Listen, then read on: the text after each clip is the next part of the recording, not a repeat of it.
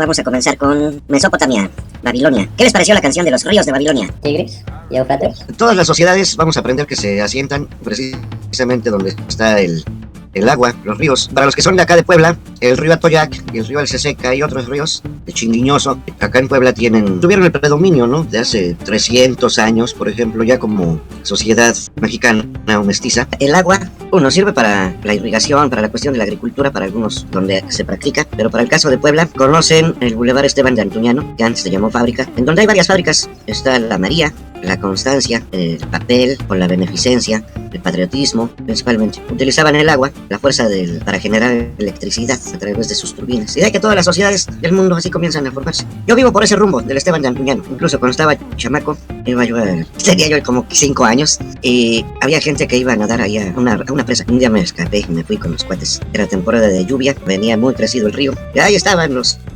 más grandes que yo, aprendiendo a nadar. Y mi madre me buscó, le dijeron por ahí, ya saben, la gente chismosa, que estaba yo en la presa. Que me da una briega bien bonita, porque dice que me podía haber ahogado. Pero bueno, en ese tiempo todavía había carpas, había gente que pescaba. Y ahora ya lo único que pescas es infección. Bueno, así el Tigris y el Éufrates. Después vamos a aprender de los otros pueblos. Pues a nosotros nos parece muy grave, ¿no? Desde nuestro punto de vista, lo que está ocurriendo. Pero ellos así son, como si criticáramos nosotros a las comunidades originarias, ¿no? ¿Por qué son así? Pues así es su cultura. Y de eso vamos a aprender, chavos. Estamos precisamente en el inicio de la materia. Van a comprender muchas cosas cuando concluyamos. Bueno, el plan de estudios hace referencia, o mejor dicho, nos establece que debemos ubicar geográficamente todos los pueblos que vamos estudiando. Los tenemos que ubicar en el mapa del mundo. Hay un mapa que se llama Euroasiático Africano. Van a comprar un mapa en la papelería, mapa Euroasiático Africano, y en el mapa van a marcar cada pueblo donde está Mesopotamia, sí, porque así nos lo marca el plan de estudios. Van a buscar en Asia Menor, en donde está Irán, Irak, ese rumbo, y allí es Mesopotamia, ¿sale? Además para que lo ubiquemos.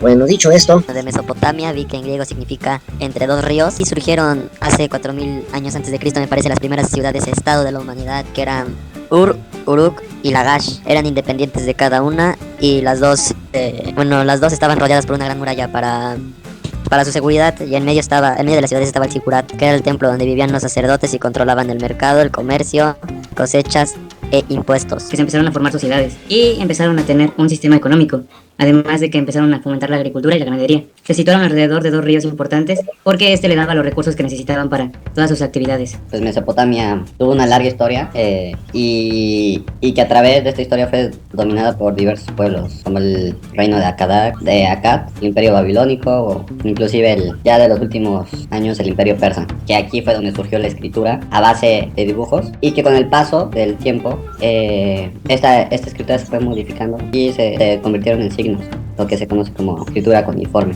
Dieron otras aportaciones como la creación del arco, la bóveda, y para decorar las paredes utilizaban relieves. sí, gracias, bastante importante, porque se conoce Mesopotamia, ¿la cuna de qué? ¿Qué le dicen? Mesopotamia es la cuna de la civilización, imagínense. Es decir, son los albores, es el inicio de lo que va logrando el ser humano. Al inventar o al crear la escritura, se da el parteaguas de pasar de la prehistoria a la historia. Eso es lo importante, ¿sale? Y están hablando, por ejemplo, de agricultura, y van a comenzar entonces a tener que poner reglas.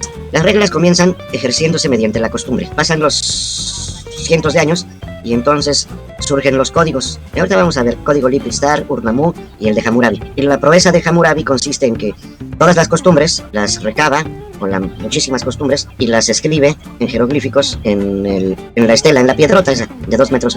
Y allí se forman, creo que 284 leyes. Eso es lo agradable. Nacieron las primeras ciudades, Uruk y Lagash, que en el centro de ellos surgen canales de riego, y pues con eso lograban hacer sus cultivos, pero con el tiempo iba creciendo la población de estas ciudades más, y pues esto no alcanzaba, ellos ya lo veían como más limitado, entonces hubo guerra de origen en los pictogramas. Vean que las pinturas y los símbolos que hacían pues digamos que en las paredes, ¿no?, de las cuevas, el ser humano tiene esta información genética y se representa acá, lo podemos identificar con los grafitis. ¿Sí? Los grafiteros ya se calmaron, pero hace años, quizás cuando ustedes estaban en su cuna, las paredes al menos hablo de Puebla, rayadas, pintarrajeadas. Había gente que pintaba su fachada y al día siguiente amanecían ahí los grafitis. Y pues es parte de lo que se tiene. Surgen del pueblo semita, semitas con S. ¿Alguien sabe quiénes son los semitas? Son judíos. ¿Y por qué les llaman semitas? De descendientes de Sem. De allí que, fíjense, hablando de religión, los judíos y los árabes,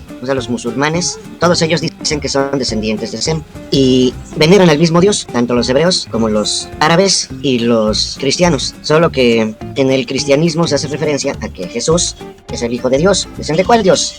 Bueno, para los judíos es Yahvé, y para los árabes es Alá, y Jesús es el Hijo de Dios. De ahí los conflictos que se van a desarrollar para cuando lleguemos al nacimiento de Cristo, ¿sale? Vamos a los apuntes y nos colocamos en la página, creo que era la 11, déjenme ver, acá está, ubicación de Mesopotamia, está en la página 11. Mesopotamia, ubicación geográfica y aportaciones culturales. Mesopotamia significa país entre ríos. Se ubica entre los ríos Tigris y Éufrates. Estuvo poblado por 3 etnias: sumerios, semitas e indoeuropeos. El principal invento de los sumerios fue la escritura. Se calcula que la inventaron hace aproximadamente 5000 años, incluyendo la división del día en 24 horas. Los sumerios probablemente fueron el primer pueblo civilizado de Mesopotamia y existieron aproximadamente desde hace 4000 años antes de Cristo. Los semitas se asentaron en la península de Arabia y se reconocen como tal acadios, caldeos, judíos, fenicios y los árabes actuales. Las primeras legislaciones. Las legislaciones más antiguas son sumerias. El primer texto legislativo es el fragmento del Codex Ur-Nammu sumerio, el código de Hammurabi, expedido por el rey de Babilonia, 1728-1686 a.C. Se convirtió en dueño de Mesopotamia. En la actualidad,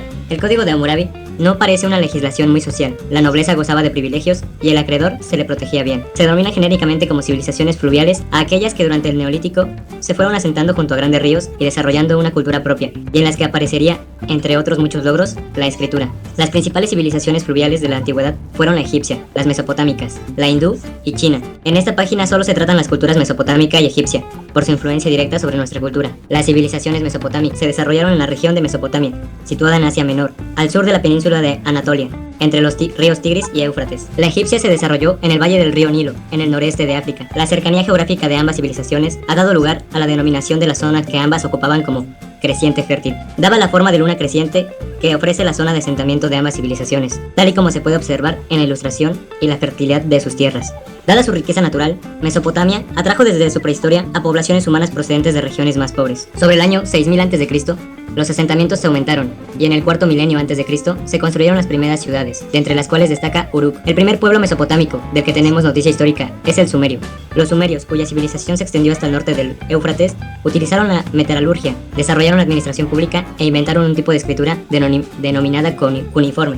En el año 3 a.C., los acadios, pueblo procedente de la zona central de Mesopotamia, conquistó la región, bajo el reinado del rey Sargón I, el Grande, unificando ambos pueblos en una sola cultura y situando su capital en la ciudad de Akkad. A principios del siglo a.C., la capital pasó a la ciudad de Ur, y en el siglo XVIII a.C., toda Mesopotamia fue unificada por Hammurabi, rey de Babilonia. En esta época se desarrolló en Mesopotamia una gran civilización, se fortaleció el sistema administrativo, se desarrolló el sistema de regadíos y la navegación, y se construyeron grandes templos y monumentos. La principal obra de Hammurabi fue su código, que constituye la primera recopilación de leyes de la historia. A finales del siglo III a.C., los hititas, pueblo procedente de la meseta de Anatolia, y posteriormente los casitas, invaden Mesopotamia y dominan Caldea. Durante casi 400 años, el reino de Babilonia fue muy próspero y sus reyes tuvieron un poder similar al de los faraones egipcios, al tiempo que se desarrollaron fuertes relaciones comerciales con los pueblos vecinos. Tras esta etapa, serán los asirios, procedentes del norte de Mesopotamia, conquistarán Babilonia, expandiendo su imperio hasta el Mediterráneo, llegando incluso a dominar Egipto.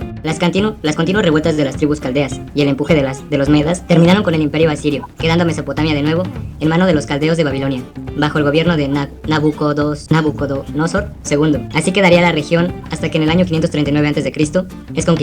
es conquistada por las persas de Ciro el Grande. Perfecto. Acá encontramos antecedentes interesantes. Por ejemplo, bueno, ya se dice la escritura, la metalurgia, es decir, de pasar de la edad de piedra a la edad de los metales. Es interesante porque se crean las herramientas para la labranza y pues surgen las espadas, surgen la coa, la hoz, la pala. Interesante, ¿no? Para la agricultura. Pero aún así, aparte de esto, su organización, que tiene que ser regulada por el derecho. La primera fuente del derecho fue la costumbre. Y entonces había costumbres por toda Mesopotamia. De allí que dicen que la proeza de Hammurabi fue recopilar las costumbres de todos los pueblos y unificarlas. Las escribe las graba en el código, en la piedra, y entonces allí está el primer antecedente del derecho escrito. Bueno, dicho esto, díganme, ¿quién encontró la palabra código? Para que... Colección sistémica de leyes. Por antonomasia recibe el nombre del código el de Justiniano. el hecho por su orden, y que contiene una colección completa y ordenada de constituciones imperiales romanas, leyes, prescriptos, ordenanzas y otras disposiciones. Puede definirse el código como la ley única que, con plan, sistema y método, regula alguna rama del derecho positivo.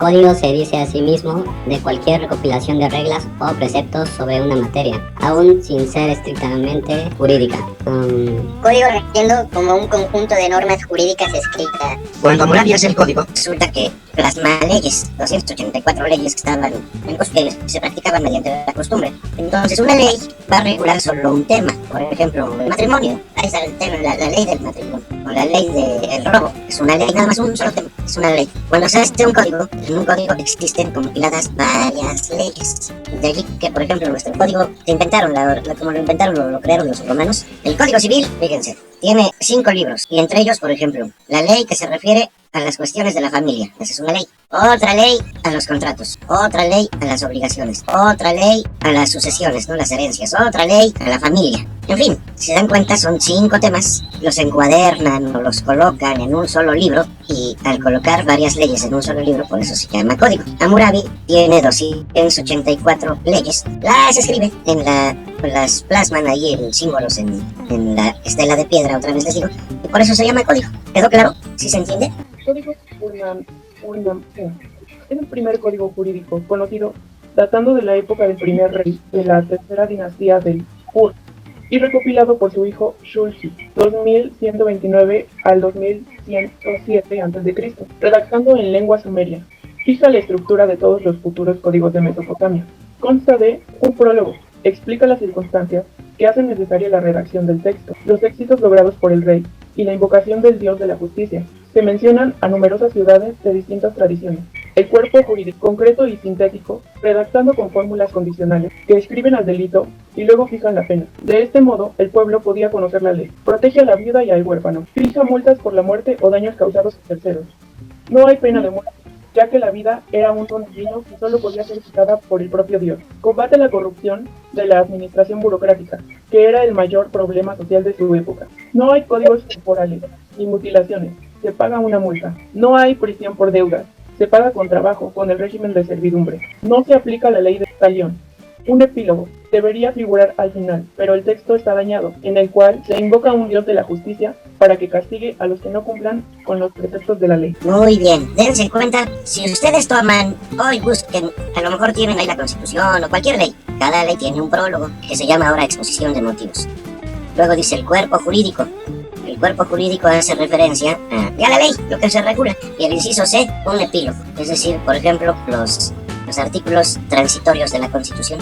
Ese es el modelo, que a la fecha se conserva. Algo interesante, por ejemplo, es que también trataban de combatir de la administración pública la corrupción, lo que acá existe y el presidente dice, ¿no? Por eso, entre otras cuestiones de sus propuestas, vamos a combatir la corrupción, ¿vale? Y es un fenómeno natural. Yo nada más leo el código Lipitstaff. Dice, en el año 1934 a.C., el código fue decretado por el quinto rey de Itzim, ciudad amorrea. Mantiene la tradición y la lengua sumeria, pero con influencia de las leyes babilónicas. Vamos a ver, las leyes babilónicas son las que vamos a aprender en el código de Hammurabi.